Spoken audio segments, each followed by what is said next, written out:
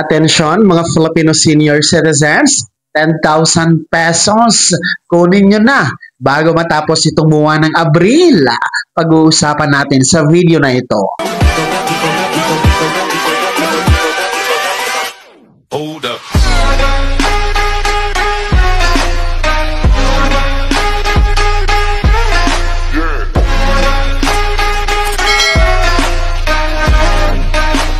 Hello mga ka-vlogs! Welcome dito sa aking YouTube channel. Magandang araw po sa lahat ng mga manonood. Saan po kayong dako sa mundo? Kumusta mga ka-vlogs? Eto ha, mga Filipino senior citizens, 10,000 piso kunin nyo na bago matapos itong buwan ng Abril. Mamaya-maya pag-uusapan natin. Pero bago ang lahat, kung bago ka pa lang dito sa aking YouTube channel o di kaya hindi ka pa nakasubscribe, abay click nyo muna ang ating subscribe button na nasa baba. Huwag niyong kalimutan na pindutin ang notification bell. Ilagay niyo po sa all para naman updated ka sa lahat ng mga videos na aking i-upload. So, eto na nga po no, mga lolo at lola na benepisyaryo po ng Expanded Centenarian Act o yung ating Republic Act 11982.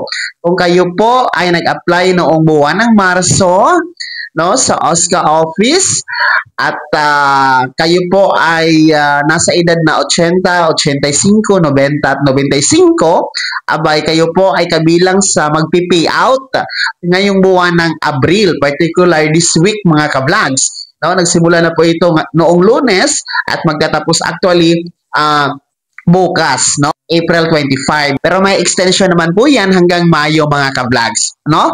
Pero mas maganda talaga na kunin nyo po bago matapos itong buwan ng Abril at nang magamit nyo na po ang 10,000 piso para sa inyong mga pangangailangan, no? Lalong-lalo pa kung meron kayong maintenance sa gamot, no? Pambili ng pagkain at iba pang needs ninyo mga lolo at lola. Kaya puntahan nyo po no, sa inyong OSCA office or MSWDO, LSWDO office na nasa munisipyo ninyo or City Hall mga lolo at lola ha, para makuha nyo po ang 10,000 piso na cash benefit ng Expanded Centenarian Act.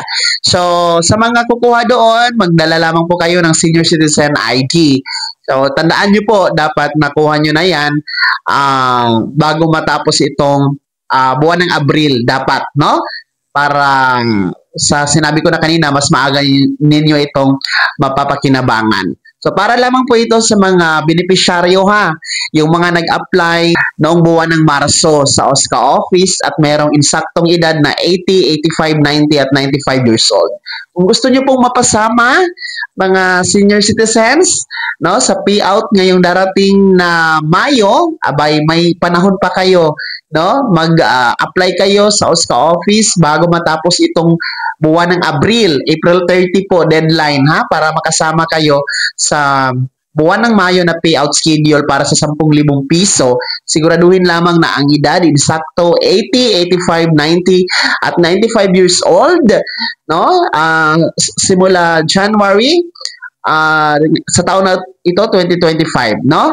So yun yung requirement lang talaga and qualification, insaktong edad, walang labis, walang kulang sa 80, 85, 90 at 95 years old. Mag-apply na kayo sa OSCA office, no?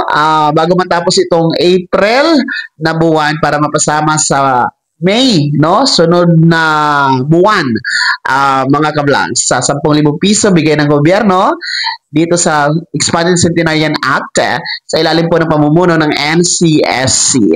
Kaya naman, mga Filipino senior citizens, sino sa inyo dito ang benepisyaryo or magpi-pay out ngayong buwan ng Abril na nag-apply noong Marso? Sino sa inyo dito ang magpi-pay out ng 10,000 piso?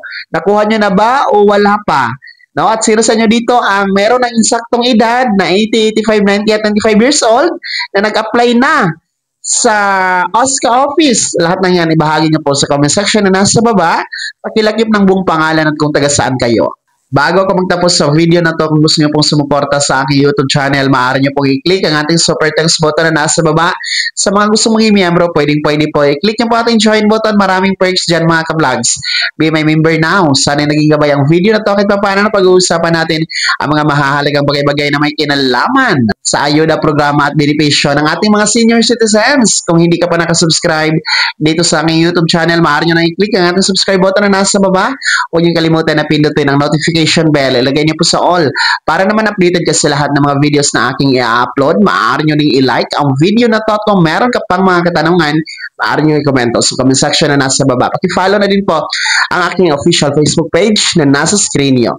Muli po ako si Daniel Timpawan na nagsasabing dito sa aking YouTube channel, Pawang Katotohanan at lahat totoo lamang.